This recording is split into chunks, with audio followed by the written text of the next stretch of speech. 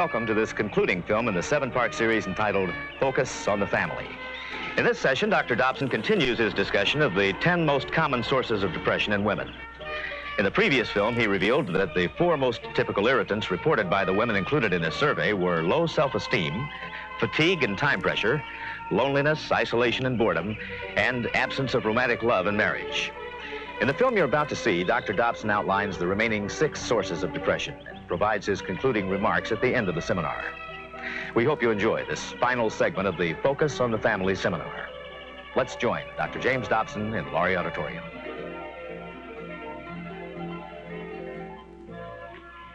Maybe the root cause of the whole thing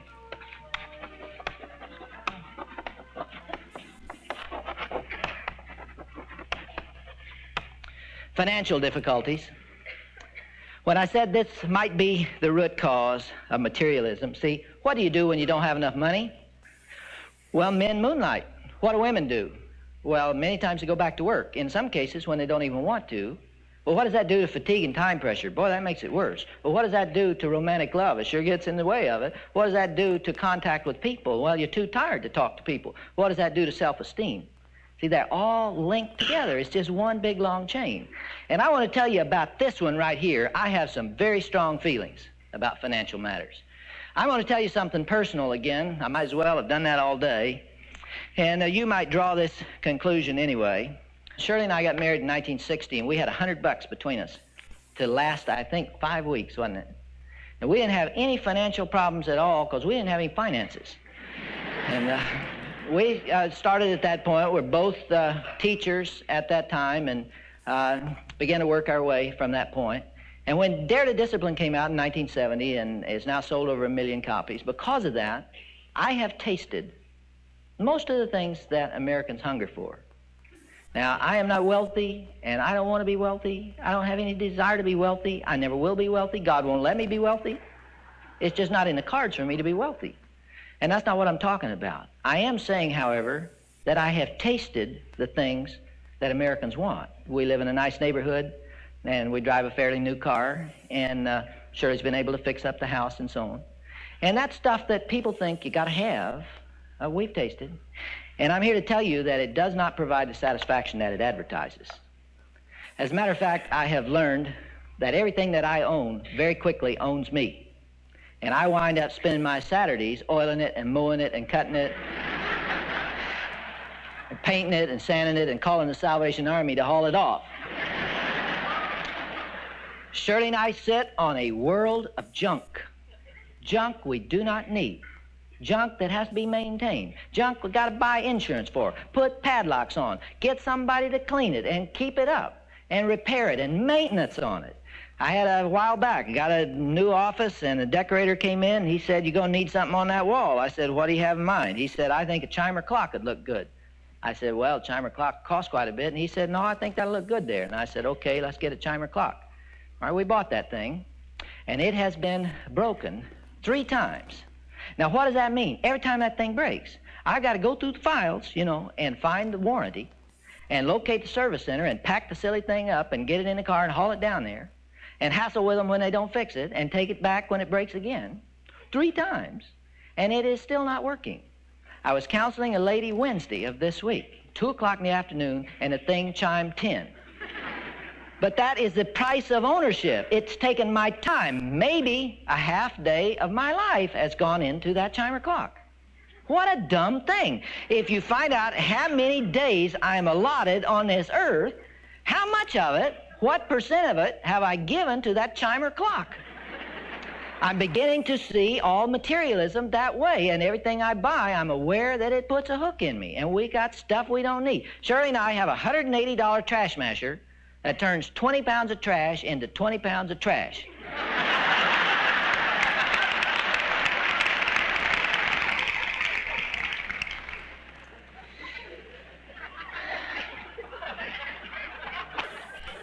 Folks, a while back, Shirley said to me, "You know, I think we need a swing set for the kids." And I said, "Come on, Shirley, we live a block from the Arboretum, and I don't think we need a swing set." And she said, "I think we need a swing set." So I said, "Well, let's get a swing set." So I decided to pick out a swing set for the kids, and there were about 6 of them there, and the one in the middle looked real good to me. It was red, and it had a rollover crash bar in the middle, and a couple of slides, or slide on it, and a couple of swings, and so I went to the sales lady, and I said, I believe I'll have that one right there. And she smiled at me, and she said, okay, sir, I'll write that up, only you can't have that one. Have you ever been through this? Can't have that one. We're going to send you one. Folks, don't believe it. They sent me one all right, but when it came, it didn't look like the one in the store.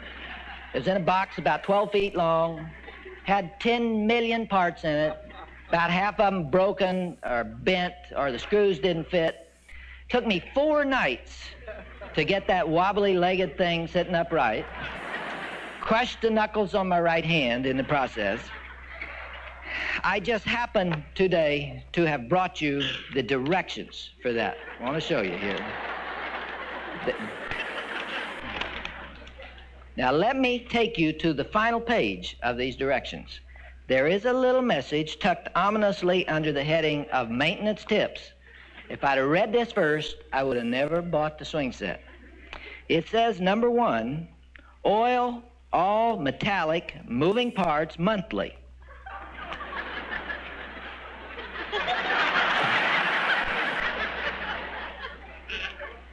Well, I got to get that on my calendar. Number 2, 1 week after assembly, retighten all the nuts and bolts. I got to do it all again next week. And then under capital letters, the word caution. Now, I've got sense enough to know caution in capital letters means danger, especially when you're referring to my kids, okay? Caution.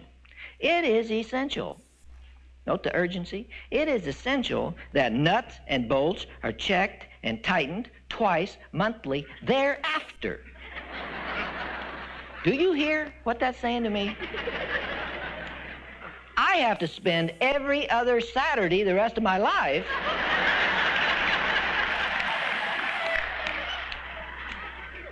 on that silly thing, and if I don't do it, it'll gobble up my children.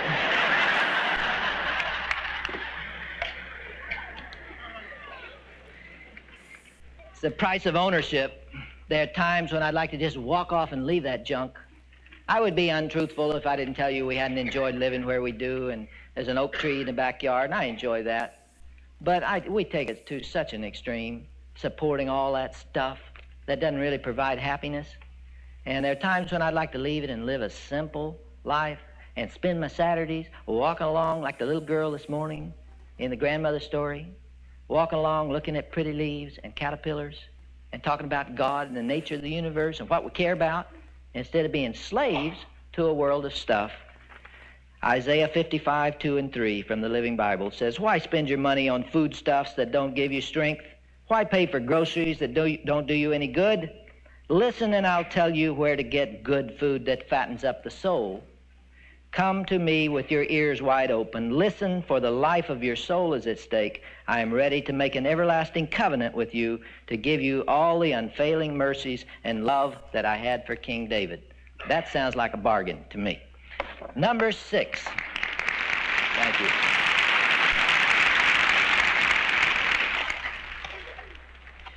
Number 6 and 7 tied. Let's talk about them one at a time. Sexual problems. Are you tired? No. We'll quit if you want, and I mean it. I heard just feminine voices. No. Sexual problems in marriage. Again, I think a very important area. 1/3 of the total group put that in the top 5. And what was interesting to me were the intercorrelations between these items. Some items were always put back to back with others. This one was frequently correlated with fatigue and time pressure, and they do go together. One woman said, by the time I put the cat out and tuck the kids in and take the telephone receiver off, who cares?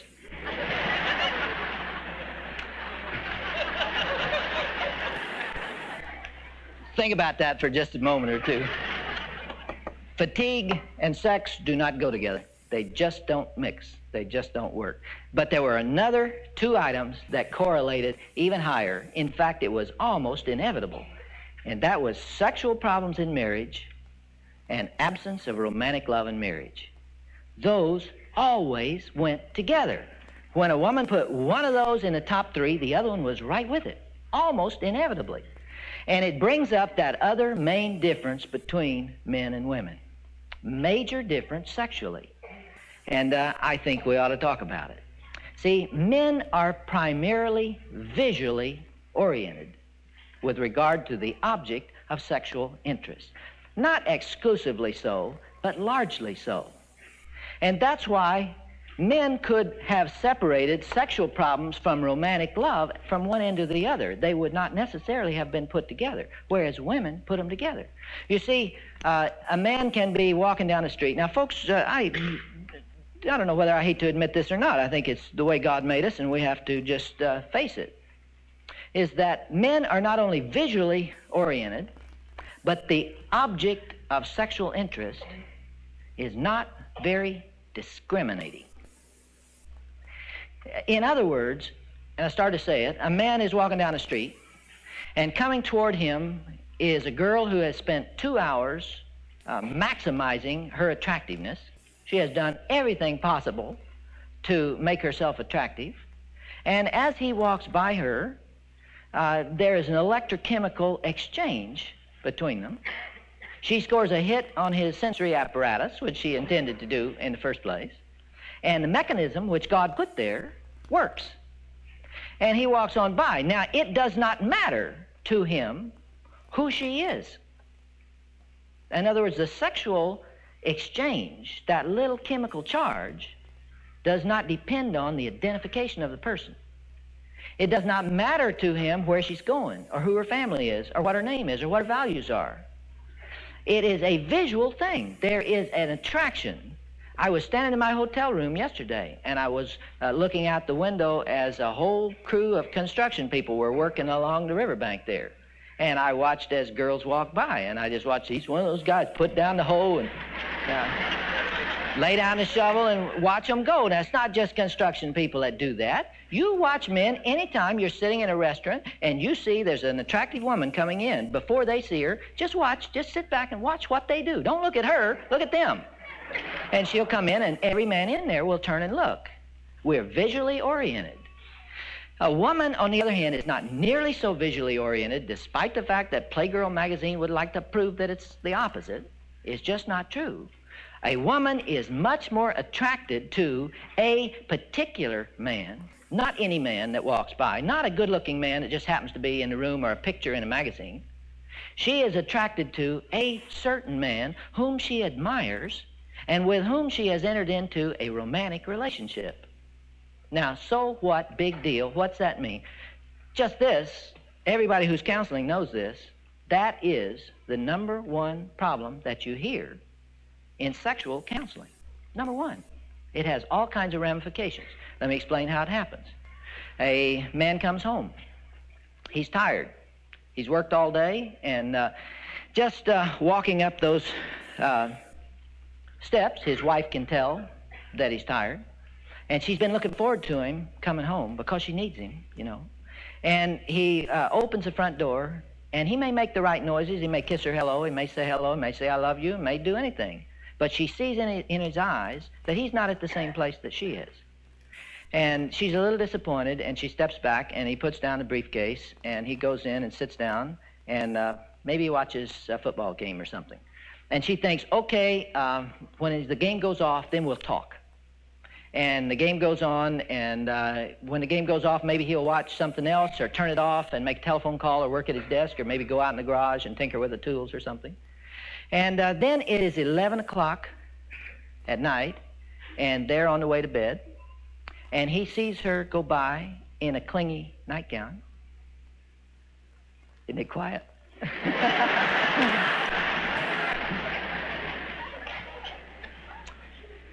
And that's all that it takes for him.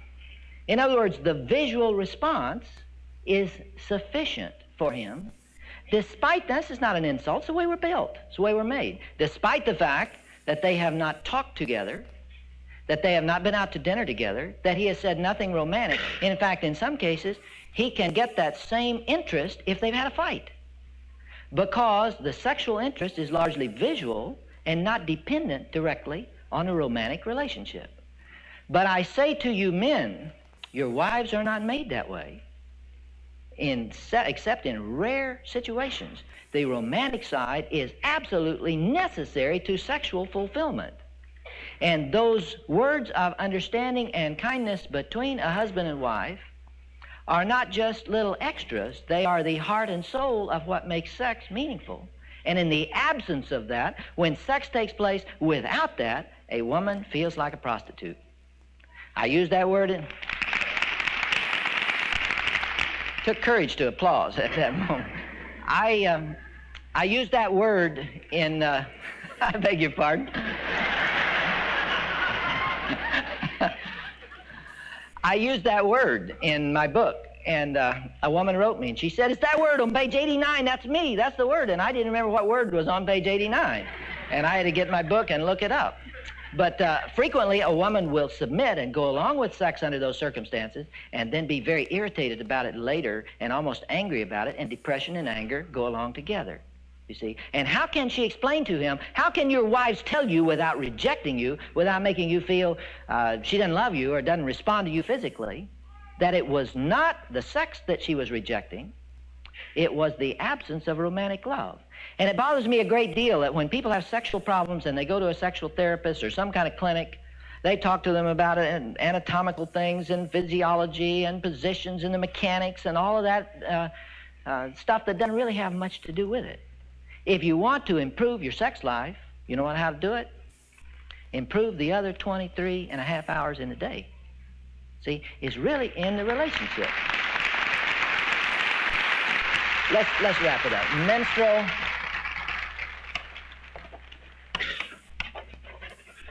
and physiological problems. My writing is going to pieces too down here. I said that every item was linked to every other item. How could this one be linked to the rest? How could that be possible? It's very much a part of it, and let me show you what I mean. Did you know that estrogen levels in a female are almost directly related to self-confidence? Did you know that if you plot estrogen levels, the main female hormones, through the course of a month, it begins at a low point at the time of a period at one end of the cycle and a low point at the other, and reaches a peak at the time of ovulation in mid-cycle. And there's another set of hormones, progesterone, that's released late, whose purpose is to diminish the effect of estrogen to bring on another period. Did you know that if you plot the mood and self-worth and self-confidence through the course of the month, that it falls just almost exactly on top of that line? When you measure it numerically and plot it, they come out right together. And that's why this time of premenstrual tension over here, 5 days or so before a period, is often characterized not only by depression and a physical kind of sluggishness, but also characterized by low self-esteem. That's also why during menopause, when estrogen levels are depleted, one of the primary characteristics is low self-worth. And because it's related to the empty nest syndrome, I think it's frequently confused. And people think it comes from the fact that kids are no longer here, but it really comes from the fact, in many cases, that there's a chemical basis for it, because they're very closely related. And speaking of menopause, I wish we had time to talk about estrogen and menopause. I've had so many women referred to me for depression and emotional problems during the menopausal years who do not have emotional problems. It has a physical base. And when that is wrong, then counseling and all the other things don't really help a whole lot, because there are chemical reasons for what someone is going through. And when that's wrong, everything is wrong. A physician told me the other day that in his office they have a name for the syndrome. They call it the falling hand syndrome. Oh, my head hurts and sinuses and my neck and shoulder. You wouldn't believe my back and my knee. It just starts at the top and it just sort of tumbles down.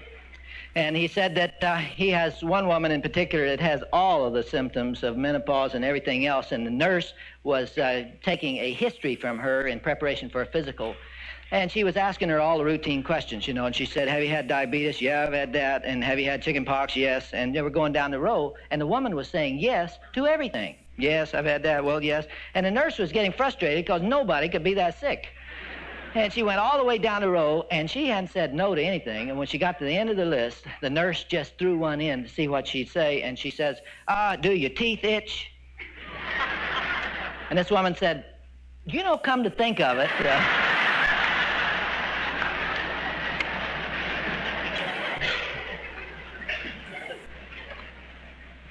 there's great controversy right now over whether estrogen levels, supplementary estrogen should be given in treatment of menopause. And who knows where the outcome of that is going to rest. There's the physicians, gynecologists, I understand, are split about 50-50 right now on that issue. I don't know the answer, but I am of the strong opinion that there are some women that have got to have it, and when they don't get it, trouble results. Number 8, I'm not going to put the rest on the board. Number 8 is problems with the children, unless you happen to have one, and then it's a little higher. Number 9 is in-law difficulties. Number 10, aging. Now, let me put a ribbon on the whole weekend if you can give me one more second. This is really what I've been trying to say. Let that line please represent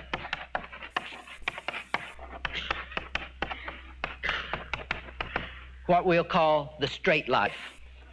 The straight life is changing diapers. It's cleaning the house. It is spending your money wisely when you'd like to go out and buy a boat. It is going to work when you'd rather go fishing. It's working 50 weeks out of the year, taking a 2-week vacation, and probably giving it to the kids. It's staying married to one woman or one man when there are temptations to do the opposite. It's being responsible. It's paying your taxes. It's carrying heavy, heavy responsibility. It's figuring your income tax. It's keeping the house clean. It's cleaning the garage. It's mowing the lawn. The straight life, folks, if we're really honest with ourselves, gets heavy for all of us at some time or another. It really does. We've been talking about it. A lot of what I've said this weekend deals with responsibility to children and to a husband or wife, and it gets heavy. There are times when it is very heavy. And for all of us on the straight life, there are voices calling us off the straight life, more now than ever before. Pick up any magazine, and there'll be a little voice that says, hey, come on. There's a better way to go. Grab all the gusto you can get. Life is too short. Don't let them push you around. Look out for number 1. Head off and do what you want to do. And so there are voices calling you off, and one of them is a voice of pleasure. I talked to a high school vice principal who ran off with his secretary, and I said, why'd you do it? Jack, why did you do that? And he said, I'll tell you exactly why I did it. He said, I had 2 children. That's all I wanted, all I could afford, and all I wanted to try to handle, and all I wanted to put my time into. And he said, my wife had a dream that she lost those kids, and she began to hammer me for one more. And she wanted for security us to have one more child, and finally I gave in, and we had twins. And the 5th one was an accident. And he said, my home is filled with noise and confusion. Every moment goes into that responsibility. And to be honest with you, fun and games look good to me. See, he was just called off the straight life by pleasure. This is the one I've been talking about that will create the greatest danger for women. Romanticism. Some enchanted evening across a crowded room.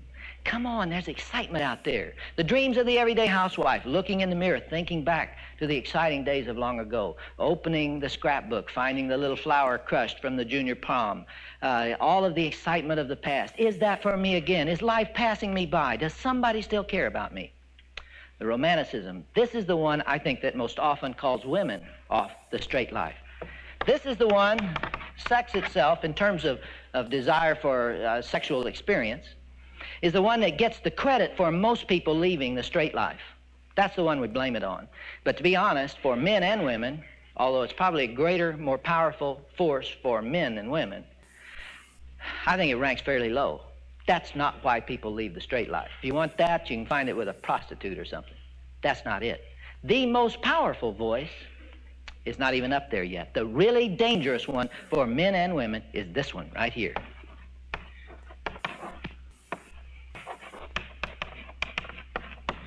Ego needs.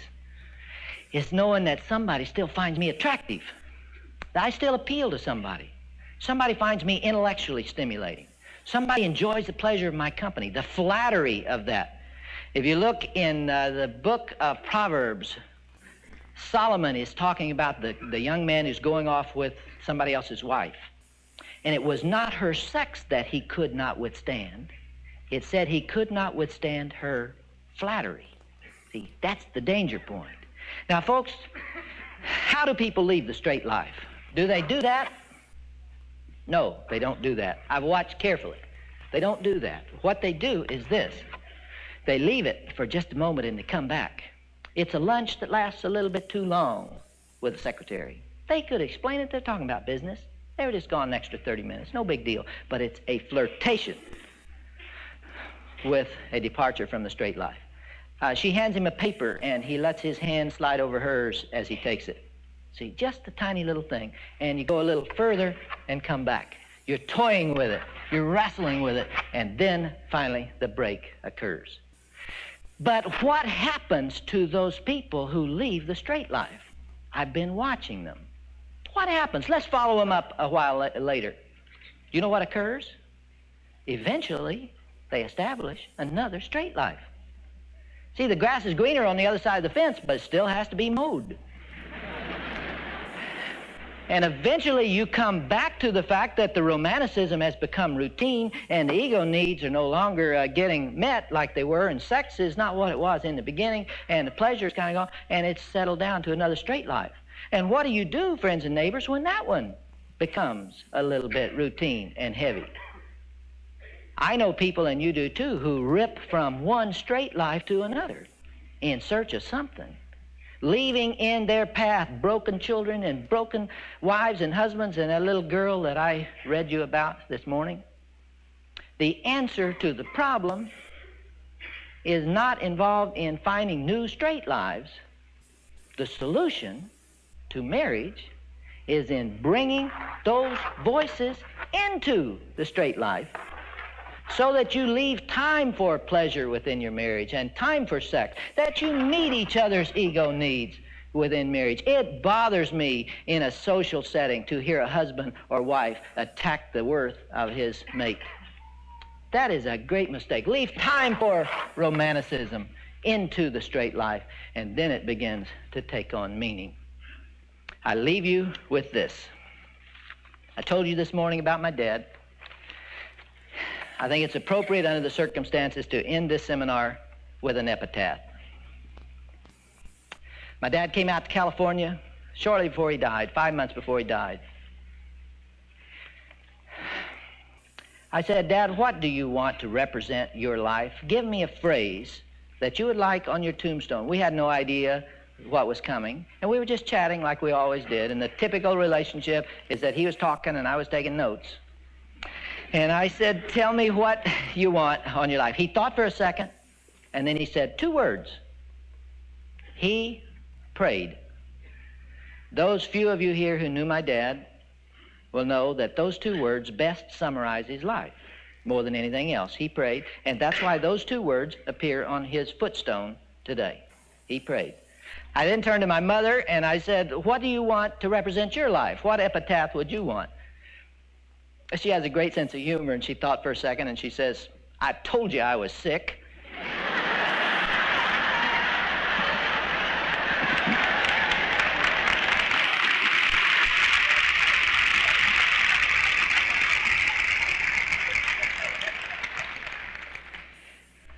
This is what I want on mine. It's going to take a very big tombstone, and it comes from what wives wish their husbands knew about women. And this is what I want to summarize my life, and I just hope that I can live up to it. I have concluded that the accumulation of wealth, even if I could achieve it, is an insufficient reason for living. When I reach the end of my days, a moment or 2 from now, I must look backward on something more meaningful than the pursuit of houses and land and machines and stocks and bonds, nor is fame of any lasting benefit. I will consider my earthly existence to have been wasted unless I can recall a loving family, a consistent investment in the lives of people, and an earnest attempt to serve the God who made me. and nothing else makes much sense. And that's what I came to San Antonio to talk to you all about. Thank you from the bottom of my heart for being with me this week.